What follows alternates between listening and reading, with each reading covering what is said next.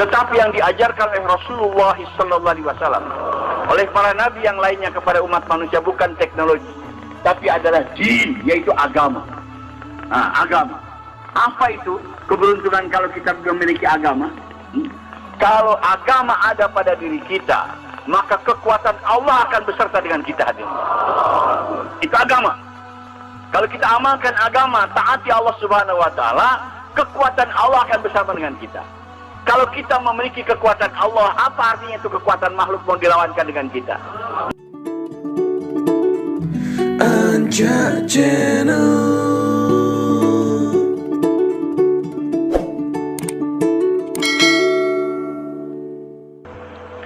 Para bapak, saudara-saudara, hadirin kaum muslimin yang mulia. Di dalam tubuh kita manusia ini ada 3 rongga. Dalam tubuh kita ini manusia ada 3 rongga. Yang pertama rongga perut, yang kedua rongga kepala, dan yang ketiga adalah rongga dada. Rongga perut isinya adalah perut besar dan usus, tempat menampung makanan dan minuman. Rongga kepala isinya adalah otak, tempat menyimpan ilmu pengetahuan dan pengalaman-pengalaman. Dan rongga dada isinya adalah hati, tempat menyimpan iman atau keyakinan. Hadirin yang mulia, kalau manusia usaha atas perutnya memasukkan makanan dan minuman yang baik secara teratur, dia akan dapat manfaat, akan menaikkan tenaga. Dengan tenaganya dia bisa akan menyelesaikan pekerjaan-pekerjaan, urusan-urusan. Bahkan banyak manusia mencari nafkah dengan kekuatan jasadnya, yaitu para pekerja keras, orang tukang kuli pinggul, itu dengan tenaga. Maka mereka perlu menjaga, memasukkan makanan dengan teratur, minuman dengan teratur, sehingga dia dapat kesehatan dan kekuatan. Tetapi orang yang mengisi otaknya dengan ilmu pengetahuan, dia derajatnya lebih tinggi dari hanya orang yang mengisi perutnya dengan makanan saja. Misalnya, para pemilik pabrik itu memainkan otaknya, pengetahuannya, bagaimana menjalankan perusahaan. Sedangkan pegawai-pegawai di pabrik itu kuli-kuli kasar. Pegawai-pegawai di pabrik dapat gaji, dapat pendapatan. Tetapi pemilik pabrik yang menggunakan otaknya dapat penghasilan lebih besar daripada para pekerja pabrik. Demikian juga olahragawan sangat penting menjaga makanan dan minuman yang masuk ke perutnya dengan teratur supaya dia mencapai prestasi. Tapi para promotor, para sponsor promotor daripada olahragawan yang menggunakan otaknya, dia lebih tinggi derajatnya daripada olahragawan itu sendiri. Misalnya petinju, dia bertinju, berlatih, kadang-kadang kena tonjok, kena pukul, babak belur. Kalau dia bertanding, dia menang jadi juara, dapat uang. Tetapi promotornya yang mengatur pertandingan, yang menjual tiket, dia tidak pernah berlatih, tidak pernah kena tonjok, tidak pernah babak belur, tapi dapat uang lebih banyak daripada petinju itu sendiri. Tapi hadirin, yang paling tinggi dalam tubuh manusia ini bukan perut, bukan otak, tetapi adalah hati. Hati ini tempat menyimpan iman. Para nabi dan para rasul seluruhnya diutus oleh Allah untuk berusaha atas hati manusia, yaitu bagaimana memiliki keyakinan yang benar, iman yang benar. Kalau orang hanya berjuang atas otaknya saja, mengisi otaknya dengan pengetahuan dan pengalaman-pengalaman, tetap rendah dan akan tertipu. Karena otak tidak mengetahui kebenaran. Dia hanya nampak yang zahir-zahir saja. Sedangkan yang hak itu adalah yang batin, yang tidak bisa dicerna oleh otak, yang hanya bisa diterima oleh hati. Itulah iman. Untuk mengetahui adanya Allah, kemahakuasaan Allah, adanya kehidupan akhirat yang abadi, berpengaruhnya amal kepada manusia, itu hanya diterima oleh hati, tidak bisa diterima oleh otak. Perkara kebesaran Allah, perkara kehidupan akhirat, perkara yang gaib-gaib ini otak tidak bisa mencerna. Tetapi ini dapat dicerna kebenaran yang hak itu dengan hati. Allah Subhanahu wa Ta'ala mengirim 124.000 nabi dan rasul, usaha atas manusia, yaitu bukan usaha atas perut, bukan usaha atas otak, tapi usaha atas hati manusia. Partikel bagian yang paling penting dalam tubuh manusia adalah hati. Hadirin, jadi perkara iman, perkara yang gaib ini tidak bisa dicerna oleh otak.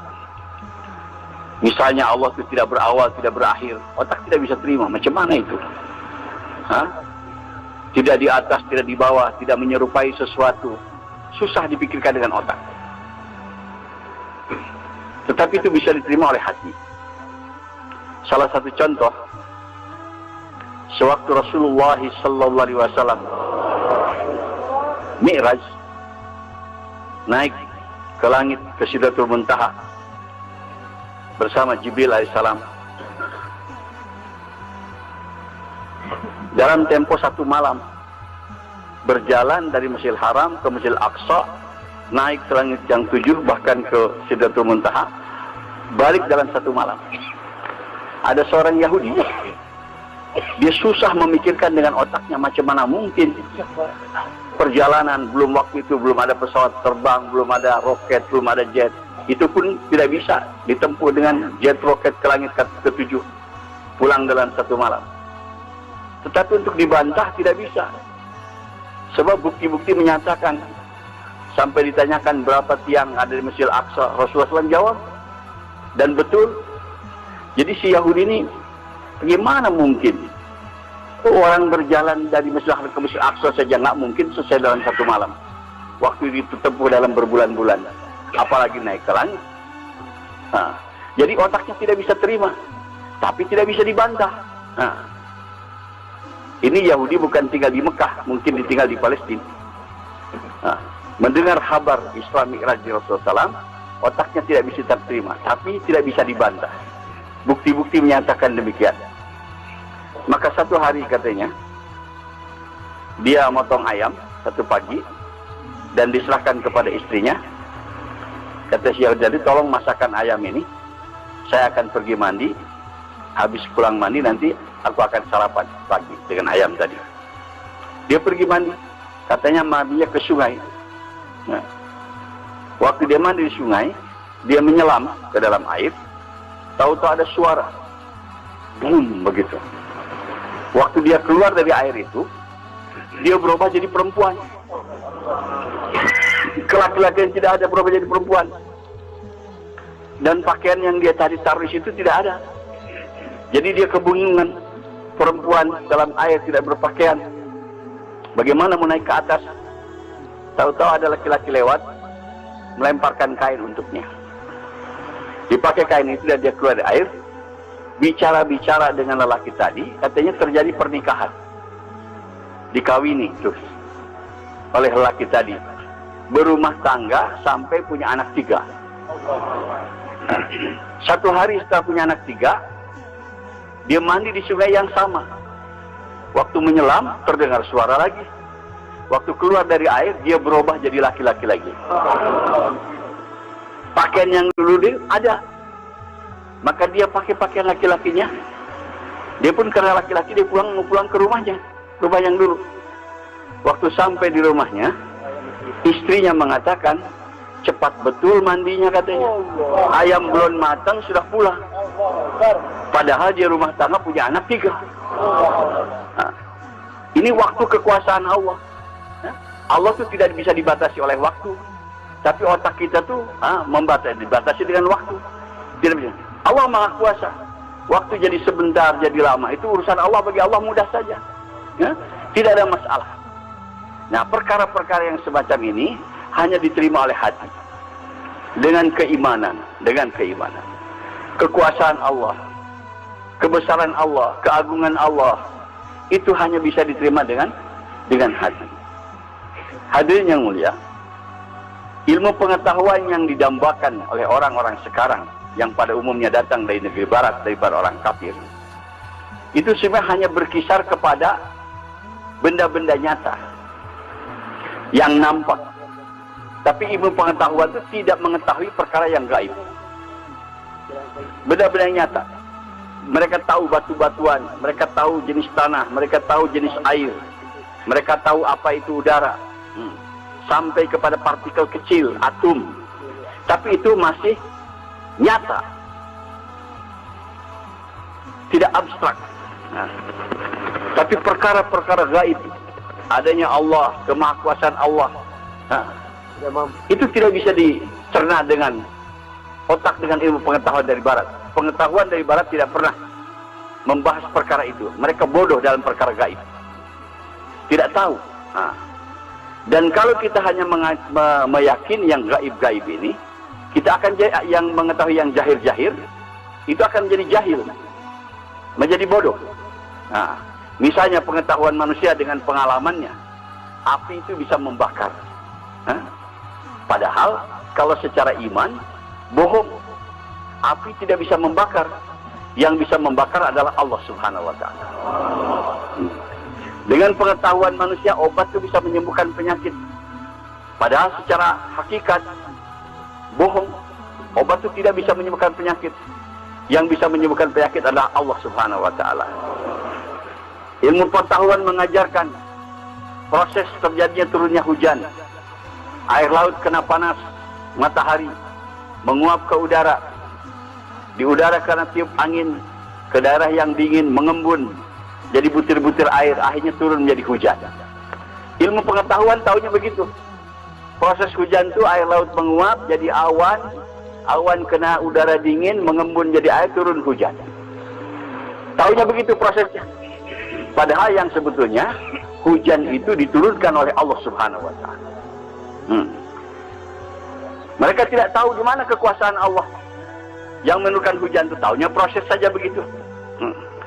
Padahal proses itu satu tipuan. Satu tipuan. Allah tuh kalau mau membentuk sesuatu, menciptakan sesuatu, bisa melalui proses dan bisa juga tanpa proses. Ija aradallaha say'an ayyakula lahu kun fayakun. Kalau Allah menghendaki menciptakan sesuatu, hanya dengan mengatakan jadi, kun, maka akan jadi. Pada umumnya, ini sebagai tipuan buat kita, ujian keimanan. Allah membuat segala sesuatu di dunia ini dengan proses.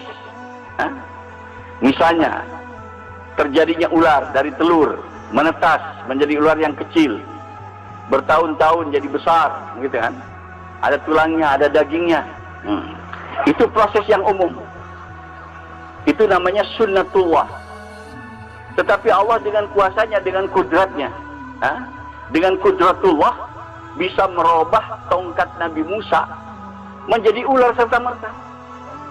Tongkat itu mungkin dari bambu atau mungkin dari kayu yang partikelnya lain, benda mati. Tapi setelah diciptakan oleh Allah jadi ular serta-merta, tidak melalui telur lagi, tidak melalui proses membesar lagi, langsung besar. Dan ada tulangnya, ada dagingnya, lengkap sebagai ular yang sempurna. Itu namanya kudratullah. Kudratullah. Nah, sunnatullah ini proses sering menipu kepada kehidupan manusia. Jadi perkara-perkara gaib ini, hadirin, tidak bisa diterima oleh otak, tapi akan diterima oleh hati dengan iman, dengan iman. Pernah serombongan sahabat radhiyallahu anhum yang dipimpin oleh A'la al-Hadrami sedang berjuang di jalan Allah, bergerak di padang pasir. Tahu-tahu mereka kehabisan air, perbekalan air kehabisan. Sudah mereka mulai haus, tidak mandi, tidak cuci. Maka mengadu kepada pimpinan rombongan bahwa air habis. Kata Al-Hadrami, kita bertayamum, sholat, doa, mohon kepada Allah. Maka mereka lakukan itu. Mereka bertayamum, sholat, doa, mohon kepada Allah. Setelah itu dilanjutkan perjalanan. Belum lama melanjutkan perjalanan, mereka jumpa dengan sungai yang jernih, mengalir. Maka mereka selesaikan hajat-hajat mereka. Nah, minum sepuasnya, mandi, cuci, bahkan singgah beberapa lama istirahat di pinggir sungai itu. Nah, setelah selesai istirahatnya dan menyelesaikan hajat-hajatnya, mereka isi tempat-tempat air mereka dengan air, lanjutkan perjalanan. Tidak lama melanjutkan perjalanan, ada seorang sahabat lupa ketinggalan tempat airnya di pinggir sungai. Maka dia minta izin kepada amir pimpinan rombongan untuk mengambil itu tempat airnya. Diizinkan, dia pergi sendiri ke belakang. Waktu dia pergi sendiri ke arah sungai, tempat air dijumpai di situ ada, tapi sungai sudah tidak ada lagi. Allah Subhanahu wa taala menciptakan sungai hanya untuk menolong para sahabat radhiyallahu anhu. Orang-orang yang berkecimpung dengan ilmu logika saja tidak bisa terima. Macam mana mungkin ada sungai mendadak begitu diciptakan? Tidak bisa terima akalnya. Tapi dengan iman, bagi Allah mudah. Langit, bumi tadinya tidak ada, diciptakan hanya dengan kun fayakun. Kata Allah jadi, maka jadilah. Masa menciptakan sungai Allah tidak berkuasa? Itu perkara kecil bagi Allah Subhanahu wa taala. Tapi perkara-perkara ini hanya bisa diterima dengan orang yang iman, yakin kepada Allah Subhanahu wa taala. Hadirin yang mulia, orang-orang yang berkecimpung dalam ilmu pengetahuan yang logika, hanya membahas perkara itu, bahayanya hadirin menuju kepada ateisme. Banyak orang menjadi ateis seperti di Eropa, di Amerika sekarang, tidak beragama karena berkecimpung dalam pengetahuan logika saja. Segala sesuatu main logika begitu. Sehingga mereka tidak mengetahui kekuasaan Allah, tidak menerima kekuasaan Allah Subhanahu wa taala. Tidak ada lagi menyelesaikan masalah dengan doa, mohon pertolongan Allah, tetapi hanya dengan kecerdasan otak. Itu bodoh hadirin yang mulia. Segala sesuatu ditentukan oleh Allah Subhanahu wa taala. Yang benar kita harus munajat kepada Allah, harus taat kepada Allah Subhanahu wa taala. Baru Allah akan bereskan segala permasalahan-permasalahan kita. Ya hadirin, usaha yang paling tinggi ini bukan mengisi perut dengan makanan, bukan mengisi otak dengan ilmu pengetahuan, tapi adalah mengisi hati dengan iman, hadirin. Ini perkara yang paling penting. Kalau tidak, hidup kita akan tertipu. Hanya mengisi otak saja dengan ilmu pengetahuan. Sekarang dikatakan katanya apa? Iptek, ilmu pengetahuan dan teknologi, begitu. Kalau itu saya diisikan kepada kita, tanpa kita berusaha memasukkan iman ke dalam hati kita, maka akan tertipu daripada kehidupan kita ini hari ini. Sebagaimana tertipunya orang-orang kafir, orang-orang barat yang tidak yakin kepada adanya kehidupan akhirat, tidak yakin dengan adanya kekuasaan Allah Subhanahu wa taala. Hanya mereka mendambakan kepada otaknya saja. Orang-orang ini walaupun sebagai istidraj daripada Allah, mungkin berhasil mencapai ini, mencapai itu, dia kaya raya, kelihatan dunianya glamor, tapi sebetulnya dalam kebodohan. Orang-orang kafir yang tidak beriman tuh hadirin, hidupnya itu hanya menunggu ajab datang saja. Walaupun dia kaya raya, walaupun dia raja, penguasa, kalau tidak ada iman, walaupun pengetahuannya tinggi, titelnya berderet, begitu mati akan tersiksa untuk selama-lamanya hatinya. Jadi hidupnya hanya menunggu ajab datang. Begitu mati, ajab akan datang, tersiksa untuk selama-lamanya. Ini bahaya tidak usaha atas hati, tidak usaha atas iman, hadirin yang mulia. Mulianya manusia ini hadirin, bukan dengan kekenyangan perutnya, bukan dengan ada ilmu pengetahuan di otaknya, atau dengan kekayaannya, atau dengan pangkatnya, bukan. Tetapi mulianya manusia itu dengan imannya hadirin. Kalau manusia tidak ada iman, walaupun kaya raya, walaupun berat pangkat tinggi, derajatnya rendah. Rendah seperti binatang. Bahkan lebih rendah, lebih hina daripada binatang. Kalau kita mengatakan kepada mereka sekarang, orang-orang yang tidak ada iman, kamu ini rendah seperti binatang, lebih rendah daripada binatang, lebih hina daripada binatang, dia marah. Tapi nanti di akhirat mereka sendiri akan mengakui hadirin. Karena nanti di akhirat pada yaumil kiamah setelah hisab, itu binatang-binatang Allah jadikan tanah semuanya. Anjing, kerbau, sapi setelah hisab dijadikan tanah. Tapi orang yang tidak beriman bukan jadi tanah. Dia akan menghadapi siksaan yang abadi dalam neraka. Maka kata-kata mereka orang yang tidak beriman ini disinyalir oleh Allah, diabadikan dalam Al-Quran. Setelah mereka melihat binatang-binatang jadi tanah, sedangkan mereka menghadapi siksaan yang abadi, maka mereka berseru, ya laitani kuntu turaba. Ya Allah, kenapa kami tidak dijadikan tanah saja seperti binatang? Kata para ulama tafsir ayat ini, ya Allah, kata orang-orang kafir itu, kenapa kami di dunia tidak dijadikan binatang saja? Lebih baik daripada jadi manusia yang tidak beriman. Ya Allah, kenapa tidak dijadikan jadi anjing, babi saja? Lebih baik daripada jadi manusia yang tidak beriman. Sebab anjing, babi, dia mati jadi tanah habis perkara, tidak ada surga, tidak neraka. Tapi orang yang tidak beriman menghadapi siksaan yang abadi. Hadirin yang mulia, camkan ke dalam hati kita bahwa usaha yang paling tinggi yang dibawa oleh para nabi berjuang memasukkan iman ke dalam hati kita. Baru kita akan selamat dunia kita dan akhirat kita. Tapi sekarang umat Islam sudah tertipu dengan kemajuan duniawi daripada orang-orang kafir. Sibuk-sibukan ikut dalam iptek, ilmu pengetahuan, teknologi, agama ditinggalkan hati yang mulia. Tertipu hadirin yang mulia.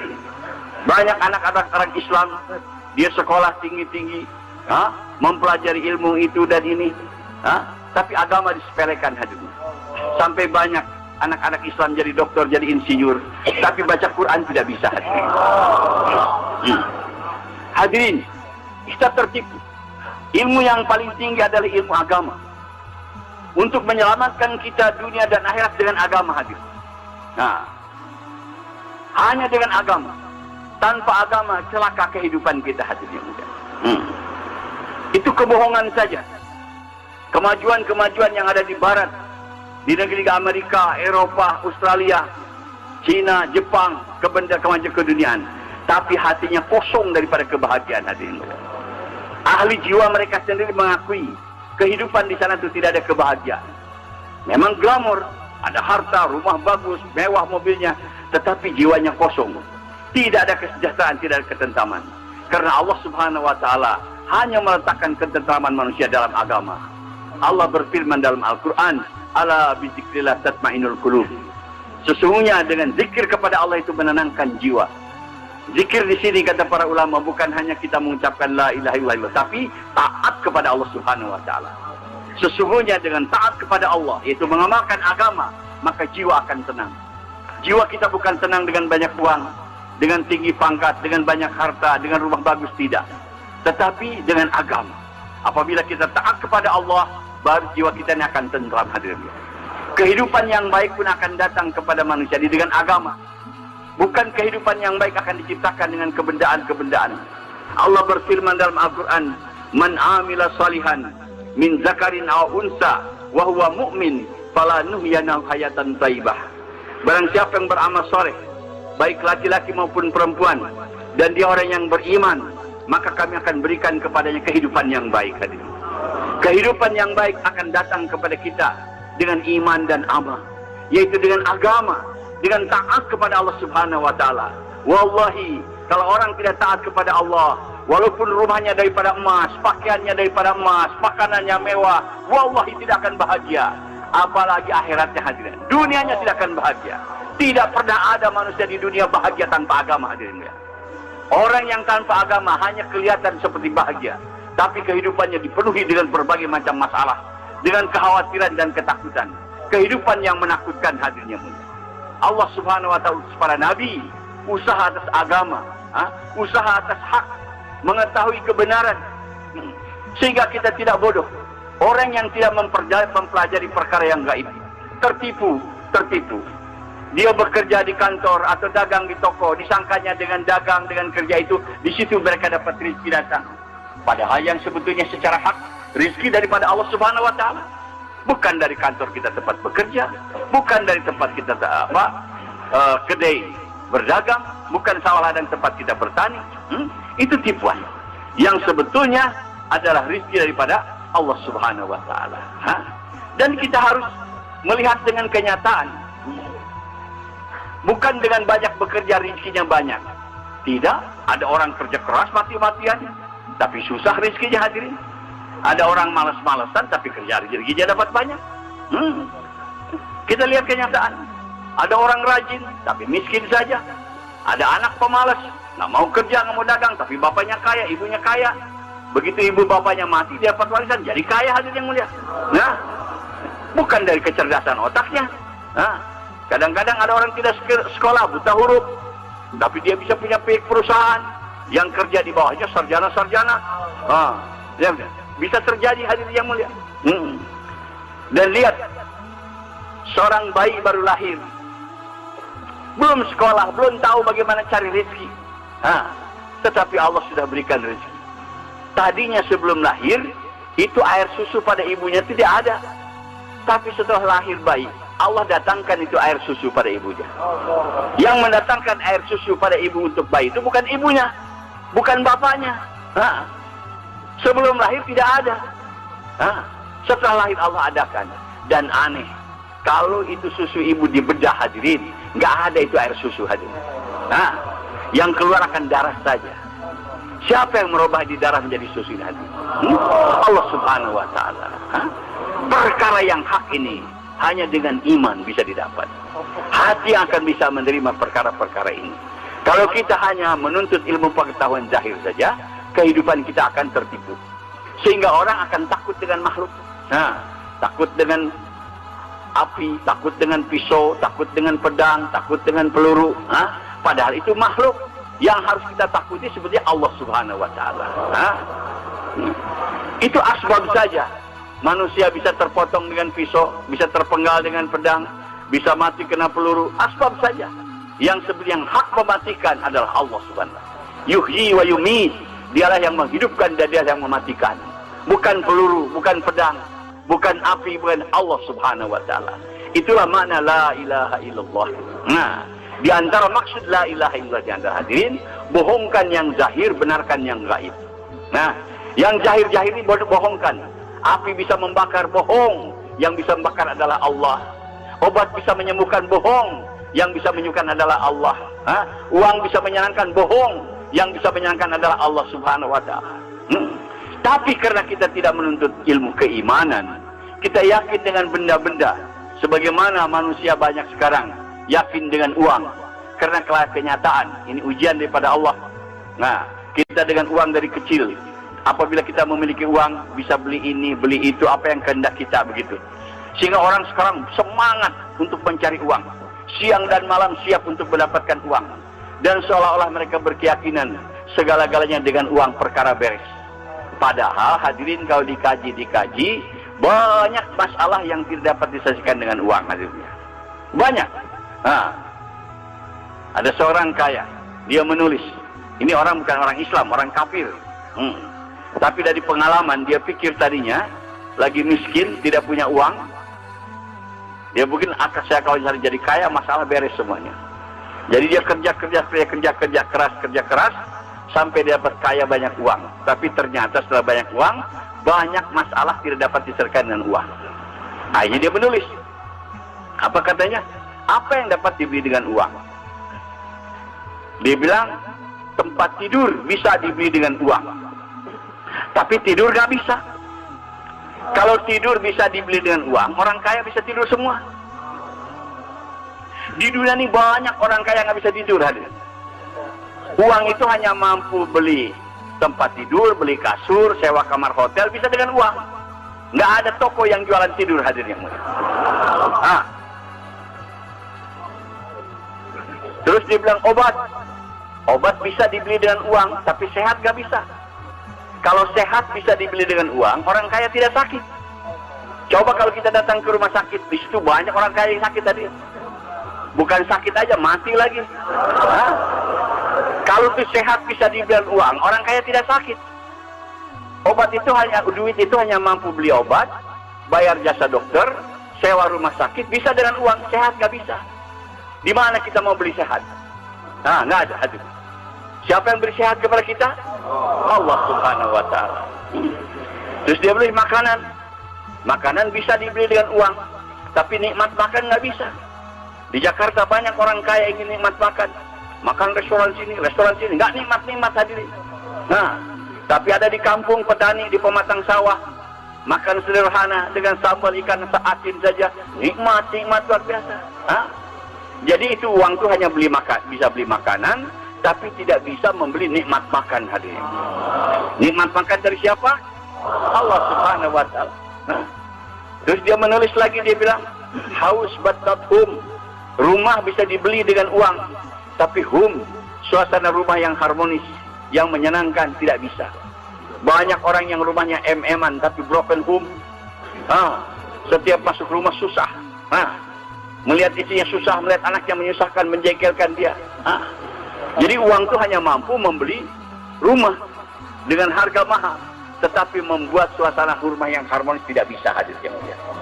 Yang bisa membuat rumah tangga senang, harmonis adalah Allah Subhanahu wa Ta'ala. Banyak keterbatasan daripada uang. Kita jangan yakin dengan uang, dengan benda-benda. Yakin dengan Allah Subhanahu wa Ta'ala. Dan Allah berjanji akan memberikan kehidupan yang baik kepada kita ini dengan taat kepadanya hadirin. Dengan agama. Hadirin yang mulia, manusia sekarang mengalami kesusahan. Bukan masalah kurang uang, bukan masalah kurang harta. Masalahnya adalah tidak taat kepada Allah Subhanahu wa Ta'ala. Kalau kita taat kepada Allah siapa saja, pasti Allah akan senangkan. Kita kaya taat kepada Allah, Allah akan senangkan. Kita miskin taat kepada Allah, Allah akan senangkan juga. Nah, orang sekarang sangka menyangka. Kata orang kampung, katanya enak betul tinggal di kota. Segala macam ada. Mau apa saja, malam hari pun ada. Kalau di kampung susah. Mau makan daging ayam aja harus potong dulu. Makan daging harus potong kambing. Harus potong kerbau. Kalau di kota kapan saja ada. Tapi kata orang kota enak betul orang kampung katanya. Tidak begitu masalah. Tidak pusing hidupnya. Jadi saling sangka menyangka. Pedagang mengatakan enak jadi pegawai, sudah tetap rezekinya. Tiap bulan dia terima. Kata pegawai enak jadi pedagang. Rezekinya tidak dibatasi. Kadang-kadang dapat gede begitu. Yang sebetulnya yang dihadirin anggapan-anggapan ini salah. Yang enak itu bukan tinggal di kota, bukan tinggal di kampung, bukan jadi pedagang, jadi pegawai, tetapi jadi orang yang taat kepada Allah. Kalau kita taat kepada Allah, tinggal di kota disenangkan, tinggal di kampung pun disenangkan juga. Kalau kita taat kepada Allah, jadi pedagang disenangkan, jadi petani pun disenangkan juga. Kalau orang taat kepada Allah, jadi apa saja kebahagiaan Allah akan datangkan kepada kita. Hadir ini yang tidak bisa dipaham oleh kita. Disangkanya kesenangan itu monopoli orang-orang kaya saja. Tidak. Sehingga orang miskin ingin jadi senang, berusaha untuk jadi kaya. Jangan. Soal kaya miskin sudah ditentukan oleh Allah. Rezeki kita jauh sebelum lahir sudah ada ketentuannya. Sudah ada takdirnya. Kita tidak bisa melawan takdir Allah Subhanahu wa Ta'ala. Jangan kita berjuang kalau kita miskin bahagia untuk jadi kaya. Tidak. Nggak apa-apa tetap miskin, tapi taat kepada Allah. Pasti Allah akan bahagiakan hatinya. Rasul SAW orangnya miskin, tetapi beliau orang yang paling bahagia. Kenapa? Karena taat kepada Allah Subhanahu wa Ta'ala. Banyak para anbiya, mereka golongan orang masakin, tapi Allah muliakan, Allah bahagiakan karena taat kepada Allah Subhanahu wa Ta'ala. Jadi yakinkan betul hadirnya mulia, bahwa yang akan membahagiakan kita ini adalah Allah. Asbabnya adalah kita taat kepadanya, itu mengamalkan agama Allah Subhanahu wa Ta'ala. Dan ini hanya bisa diterima dengan iman hadirnya. Asas agama adalah iman, yakin kepada Allah. Bahwa yang bisa mengkayakan kita, memiskinkan adalah Allah. Yang bisa menyenangkan, menyusahkan kita adalah Allah. Yang bisa menjadikan kita mulia dan hina adalah Allah. Yang bisa memberikan kita ketentraman dan kekhawatiran adalah Allah Subhanahu wa Ta'ala. Maka dengan jalan tawajuh kepada Allah, taat kepada Allah Subhanahu wa Ta'ala, baru Allah Subhanahu wa Ta'ala akan bahagiakan kita hadirin. Hadirin yang mulia, inilah perjuangan yang benar. Perjuangan bagaimana mendatangkan iman ke dalam hati kita. Ini perjuangan awal. Rasulullah sallallahu alaihi wasallam kurang lebih 13 tahun hadirin. Di Mekah berusaha memasukkan iman ke dalam hati-hati para sahabat radhiyallahu anhum supaya yakinnya benar. Hari ini hadirin yakin kita salah, yakinnya dengan harta, dengan kekayaan, dengan pangkat, sehingga mereka mengejar-ngejar ke sana. Kalau untuk dapat uang, jam berapapun siap hadirin yang mulia. Di Jakarta banyak pabrik buka 24 jam. Ada aplusan kerjanya. Yang aplusan malam tuh, yang kerja malam jam 2, jam 3, dia bangun hadirin. Hilang ngantuknya karena yakin untuk dapat uang hadirin. Tapi untuk jalankan agama, suruh tahajud ada yang mulia, malas, dia tidak mau. Sebab tidak yakin. Tidak yakin bahwa dalam tahajud ada kejayaan. Dalam sholat itu ada kejayaan. Yakinnya seolah-olah kejayaan itu dalam uang. Muazzin selalu memanggil, hayya 'alas shalah, hayya 'alal falah. Mari sholat, mari menuju kepada kejayaan, kepada kesuksesan. Tapi umat Islam bukan lagi kafir. Yang ngobrol tetap ngobrol, yang kerja tetap kerja, yang tidur tetap tidur. Tidak ada yang yakin bahwa dalam sholat itu ada kejayaan. Tapi kalau diajak ngobrol, diajak cari uang, bangun hadirin. Semangatnya ada. Ini yakin kita salah hadirin. Sesungguhnya di dalam taat kepada Allah ada kejayaan. Dalam ikut sunnah Rasul ada kejayaan. Ini kelemahan kita hari ini yang menyebabkan umat Islam jadi mundur. Bukan perkara kita ketinggalan ilmu pengetahuan, bukan ketinggalan daripada teknologi. Kita tidak mau usaha atas iman hadirin. Kemenangan para sahabat radhiyallahu anhum, kemuliaan para sahabat radhiyallahu anhum, karena mereka usaha atas iman hadirin. Yakin kepada Allah Subhanahu wa taala. Kita sekarang sudah tinggalkan perjuangan atas iman nih hadirin. Perjuangan atas hati kita. Kita hanya menyibukkan diri mengisi perut dengan makanan, mengisi otak dengan ilmu pengetahuan. Hati kita kosong daripada iman hadirin ya. Hadirin, ini usaha yang benar. Sekarang orang terkagum-kagum dengan kemajuan daripada ilmu pengetahuan orang-orang barat, orang-orang kafir.